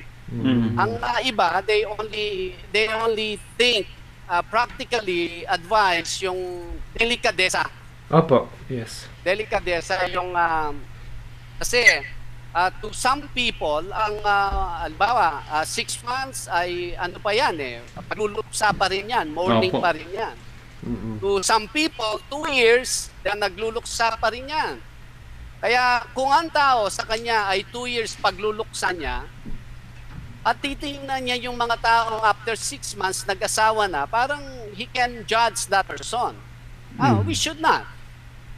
We should not. Kasi hindi natin buhay yun eh. Tsaka hindi tayo yun para kung dinala na ni halimbawa po ako na decide ni Sister Josie na mauna na sa amin at that's almost 6 years na. 6 years na po. Hanggang ngayon wala naman yung wala pa yung may peace ako at udyok niya na Ramesses, this is the one na maging secondary helper mo. Wala pa eh. So for me it's okay. Pero I will not judge those people na tingnan mo 2 years lang nag-asawa na siya o 3 months lang nag-asawa. Hindi ko po kasi buhay yun eh. Yan pagdating dyan kung kanya-kanya na siya. Kung siya man ay guilty o hindi, that's not even our business. Basta ang importante, let us not judge because it is not our conviction dun sa particular na position na yon. Opo, Pastor. Tama po yung sinabi niyo, Pastor, kasi sometimes yung mga iisipin po nung party involved kung ano yung sasabihin ng tao. Kasi ang tao, they're easily quick to judge, pero depende po talaga sa tao yun. Tama po yun, Pastor. And may another question pa po tayo, Pastor, hanging question. But before that, Sister Malu wants to say hi. They are watching from Hawaii with Bro Fernan. Hello po, Sister Malu and Brother Fernan. Yes. And also, si Sir Denver Marcos is also watching, yung kabatchmate po namin. Hello, Sir Denver. And yung question, Pastor, is galing po kay Mama Crema Canlapan. Sabi po niya, Pastor, if I may read, what is your stand, Pastor Ram, about abortion? Here sa US, allowed or tolerated, even late term or even partial birth abortion. Yun po, Pastor, yung katanungan ni Sister Crema Canlapan about abortion. Opo. Alright, salamat. Ang alam natin, which I agree with this perspective or view, na life begins sa conception. Pag yan ay na-conceive na siya, pag yung yung sperm and the egg meet at nag-spark yung buhay sa kanya, that is already life. Yes. And, until sa 9 months later, yan ay lalabas na at siya magiging kasama na natin sa buhay na ito. Life begins at the conception. yung moment na yan.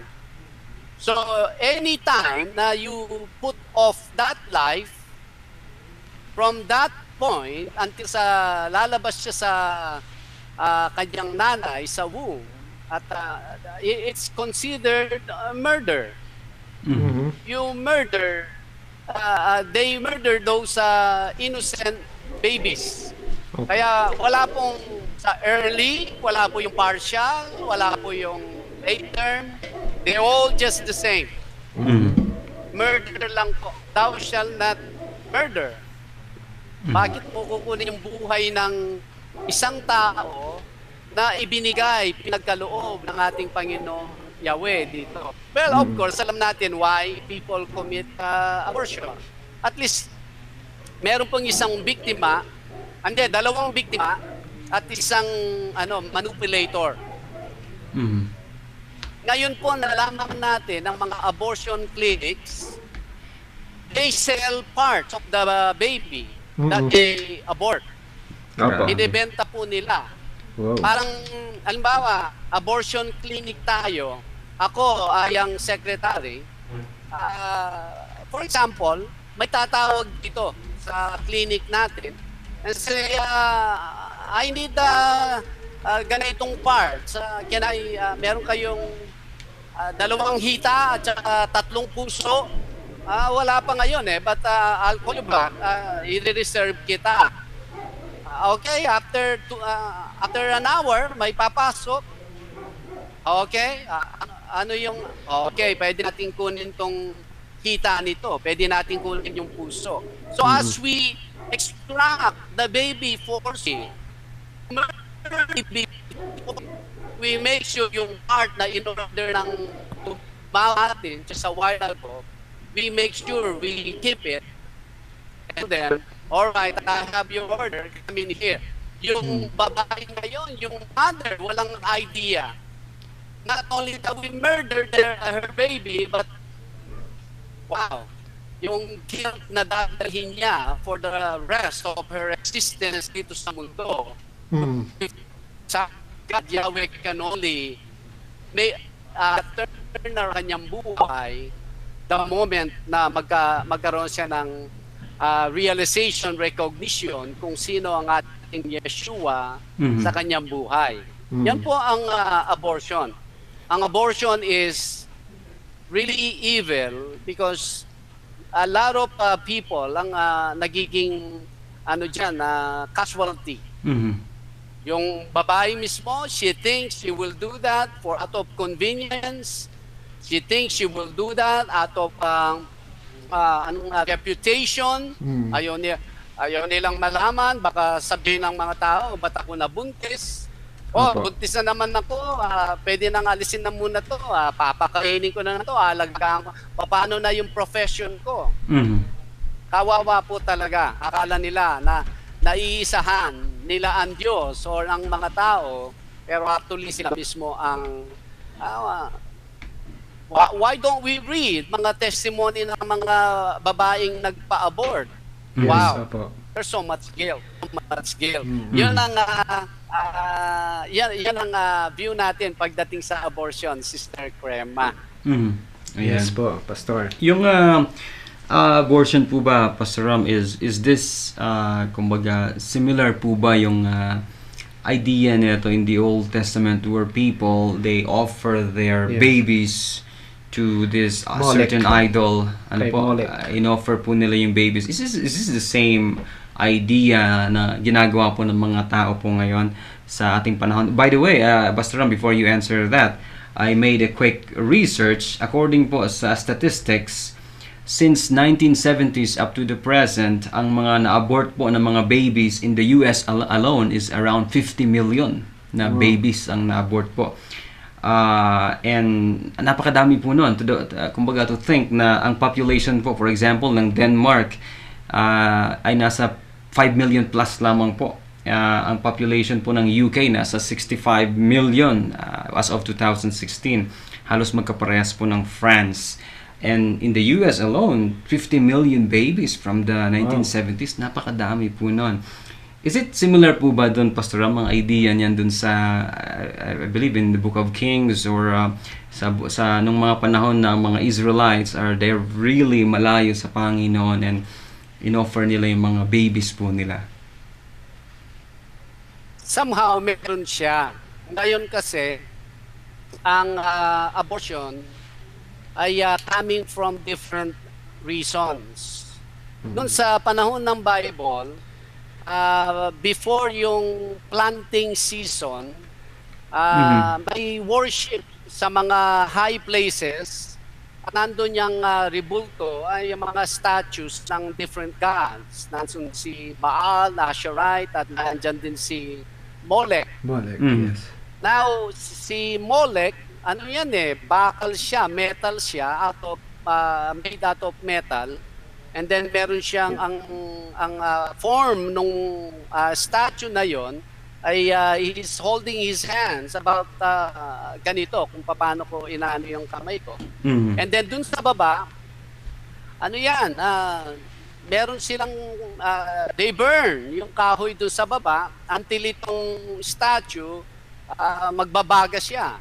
Opo. And then as they do their worship, may mga activities dyan and everything. And then when it's nagbabaga na to, they will place merong naka-appoint na family that will offer their baby at ilalagay po nila yan. Kaya yan ang sinasabing pass through the fire. May mga king, si King Ahaz, he actually offered some of his children dito kay Molech. Once you place that baby dyan, mamamatay yan. Siyempre, mapiprito siya sa init hanggang mamatay yan. They do that mainly para yung coming planting harvest is guaranteed because you please ang kanilang Diyos. So, dito, for this context, it's about monetary, about convenience. Ngayon, maraming mga nagpapa-abort dahil, nagpapa-abort ako, nagsisimula pa lang yung career ko. Paano niya na it will, lalo na ngayon, ang daming mga naka-open na opportunity sa akin. Yun ang mga kaparallel niya yung mga pag-offer ng mga babies sa Old Testament sa time. Pero mga other reasons pa ngayon, yung convenience, they just want the fun part. Halimbawa sa sexual relationship, they love sex but they don't like responsibility. Kaya every time may nabubuong baby, they gave rid of it. Hindi na yon ang idea sa Old Testament. Meaning now, people have many more reasons to murder ang baby kumpara dun sa Old Testament. Yan, ngayon, every single day, may na-abort na bata. Kaya nga, meron akong natanggap na message kay Sister Crema dito, sabi niya, what a sad state we are in sa US. We as Christians need to wake up and pray hard na ma-overturn ang Roe versus Wade. Ang tinutukoy niyan yung desisyon at one time sa Supreme Court na ginawa nilang nilegalize nila yung abortion. Ba, ito lang po. Let me just add ito. We have about 5 minutes, mga kapatid. But let me just add this. Ang United States, not only allowing the abortion dito sa Amerika, there is a fund discovered by this new administration na ang US is also funding other abortions all over the world. Sinasubsidize nila ang mga abortions nangyayari sa buong mundo. But I believe this administration also made a move it's either to lessen that or to stop that funding yung abortions all over the world. Halimbawa, sa dati, nung hindi pa si Mandela sa South Africa, I believe they have a view when it comes to abortion, and then later on nag-iba. I cannot say a specific decision because I needed to look at that again. Halimbawa doon, naging legal ang abortion, there, ang funding, may funding yan coming from US. Ayan, kaya kung lahat ng mga bansa na nag-a-approve sa abortion, hey, there is also a little bit for you.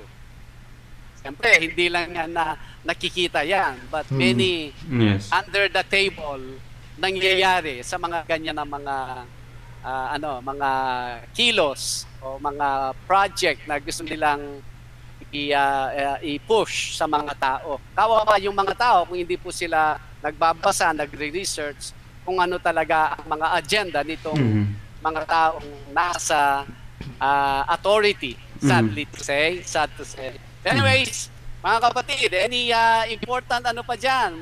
We have about 5 minutes. Yes, may Yes, mga Pastor.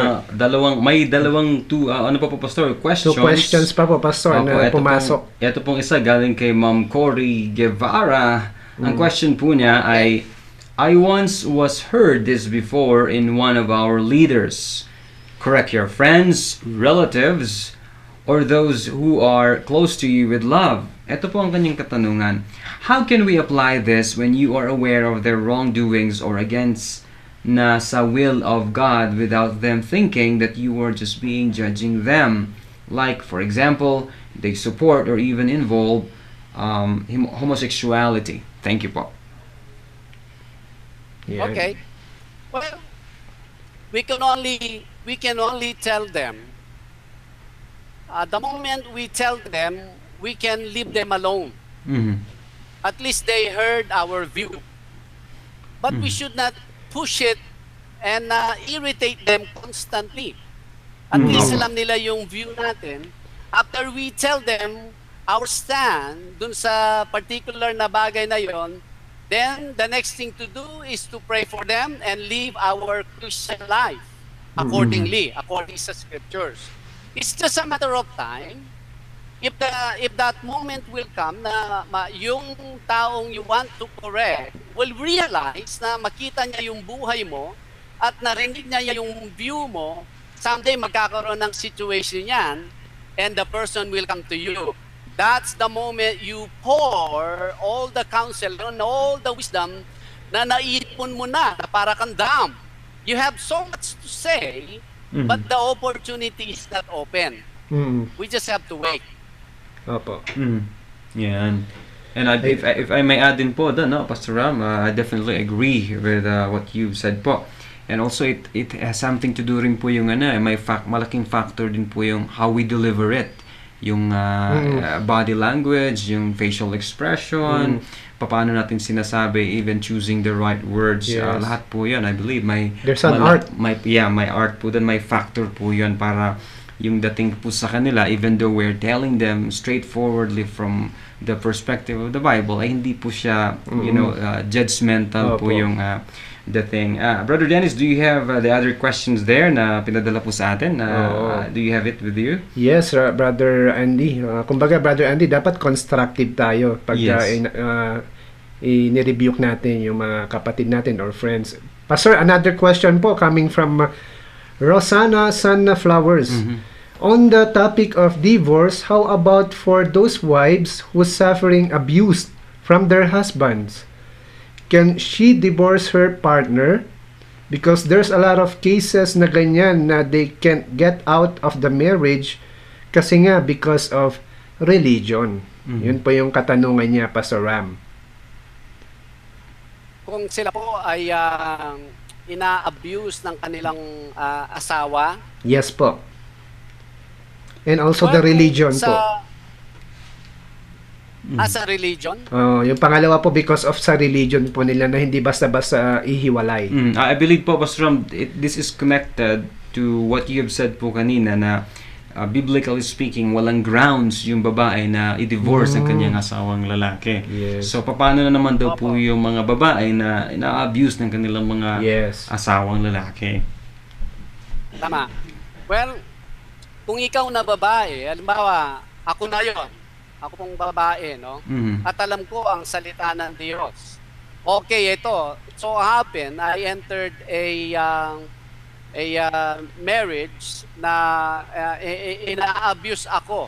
Pero at nung bago pa lang, maayos naman kami later on. Sabihin natin nagkaroon siya ng secondary partner, extramarital affair, and then ngayon ay binabasura na ako, sinasantabi to the point na binubugbog na ako. Alam ko ang scripture diba? Now, will I live with this person for the rest of my life? Sasabihin ko, no, I don't wanna live with this person for the rest of my life. I committed an error sa aking desisyon. I guess that will be another issue. But hindi ko nakita yon. Alright. So now, I will file divorce sa asawa ko. But the moment I file divorce, I should remain single for the rest of my life. Because I am more fearful of the world. Rather than, hindi ito, hanap ako ng iba. Hindi yon. You cannot just do that so easily. Dahil, siyempre, are you interested more getting into the kingdom?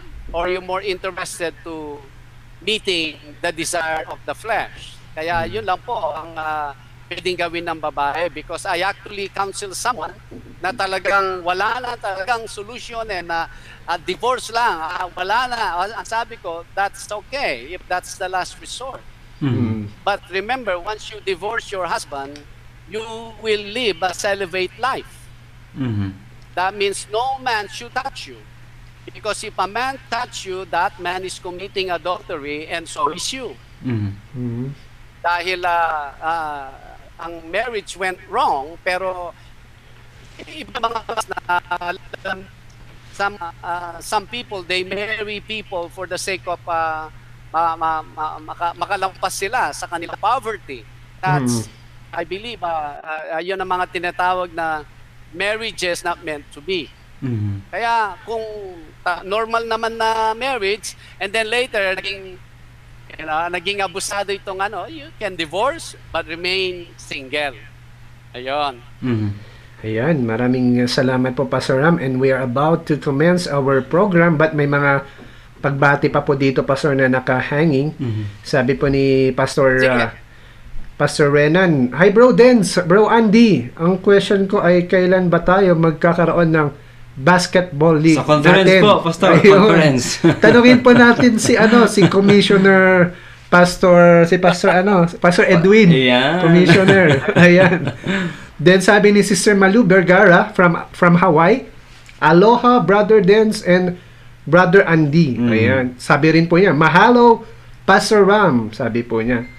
And kay Sister Crema Canlapan, sabi po niya, he wants to say hi to Sis Cory and Sis G. "Love you guys," sabi po niya with a heart. Sister Angeline or Sabia, good evening po. Thank you for joining us, and hopefully naabutan niyo po yung mga discussions kanina. Napakaganda mga pag-uusap.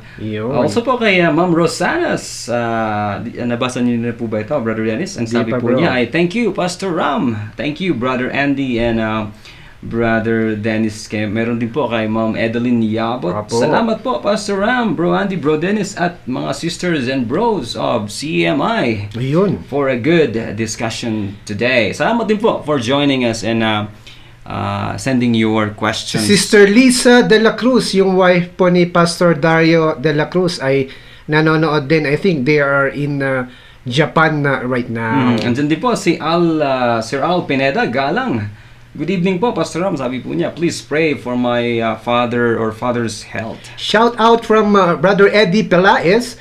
Daghan kaayong salamat Pastor Ayan. Ram, Bro Dennis, and Bro Andy. Yan, kung sa Tagalog po, maraming salamat po ang sinasabi po ni Love Pastor and Ed. enjoy watching and listening. Maraming Yeah. salamat po. We are encouraged po kasi marami pong mga katanungan na ibinato sa program ngayon, Friday edition ng Bible Cafe. Yes, and sa lahat po, no, if there are like Cebuano speaking na nakikinig po sa atin, send us your questions. Ako po si Brother Andy from Davao City. I'm also Yes. Cebuano speaking, and kung naamoy mga pangutana about sa Biblia dito sa mga ikaigsunan to sa Baguio or sa Visayas man o sa Mindanao, please Yes. send us your question and Opo. we will be glad to discuss them with you. At sa Ayan. lahat po, minsan pa ng naki-program po sa atin tonight or today, maraming salamat po. May Opo. Adonai bless us all. Si Ma'am Maji Camacho Pilawen watching daw from Dubai. Okay. Then si Al Pineda Galang Palak, good evening po Pastor Ram, please pray for my health. So it's a prayer request po.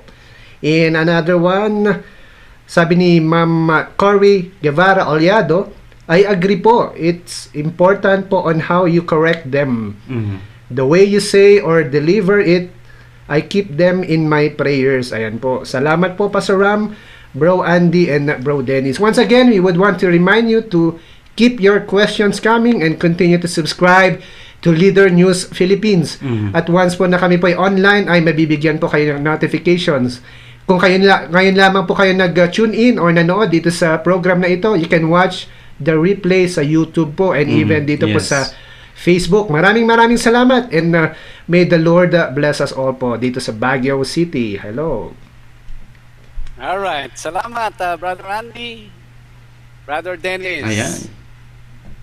Yan, I wanna greet and welcome ang ating isang viewer, and that is my nephew, si Raymond Gamboa Mon, Maya Paabak, o masakay ang pamilya na. Let's have coffee sometime. Andiyan ka mga dua. Anyways, yes, not only that we ask for your support by watching ito pong ating program na The Bible Cafe. Of course, we always want to remind you na share this sa inyo pong mga Facebook page para naman mga kakilala ninyo will hear about this program. Yes. Ang di po ba, the more people na makarinig, maka-join sa ating pag-aaral, the better. Anyways, lalo na dito, Facebook and the internet still giving us freedom to do so. Let's take advantage, ano po. All right, I guess na-greet na everyone, and we do appreciate your time. Salamat po. We have 2 days break na dito po sa Las Vegas. Siguro I can sleep up to 7 in the morning na. Yes. Instead of 4 in the morning. But purihin si Yahweh sa lahat ng Opo. kanyang ginagawa sa atin, na-accomplish ng Bible Cafe na ito to us at to you all. Salamat po. Continue to pray.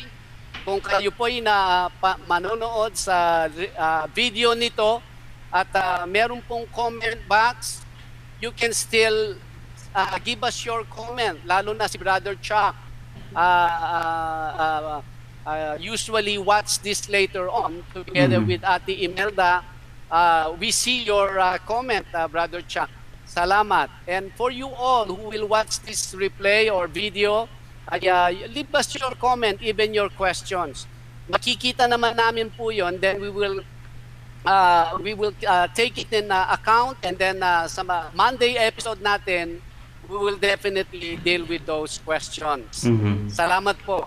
Again, ang proverb po natin kanina ay dito sa chapter 6 ng proverb natin. I believe ang naging verses, verse 20 to verse 29. And we Opo. talk about how important ang instructions ng mga magulang sa mga anak.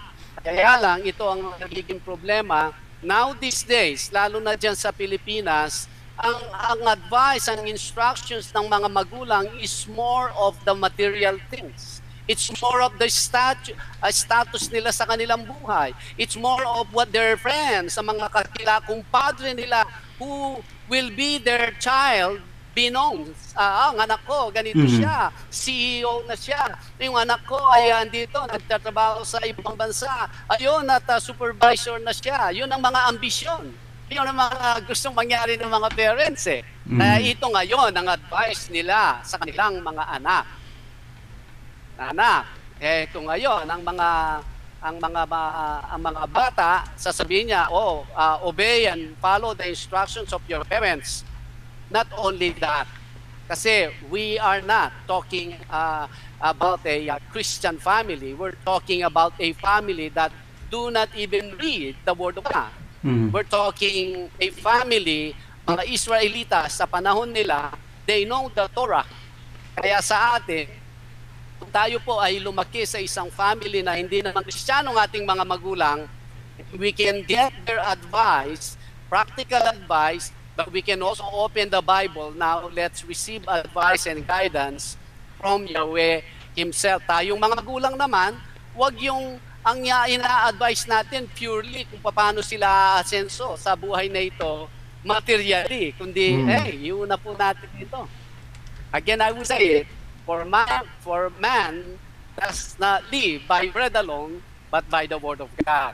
Define sa buhay na ito. At the same time, we can bring that protection sa kanilang buhay, ended up having a venture relationship sa mga different ugly at saka evil, wicked elements ng mundong ito.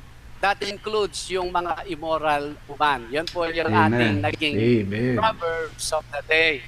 Alright, salamat po. Again, si Pastor Ram Gambo po ito, together ng aking mga kapatid dyan sa Baguio Studio, Brother Randy, Brother Dennis. Kami po nagpapaalam na. As we always say, mabuhay po tayo sa pangalan ng ating Panginoong Yahweh. Everyone, Shalom. Shalom.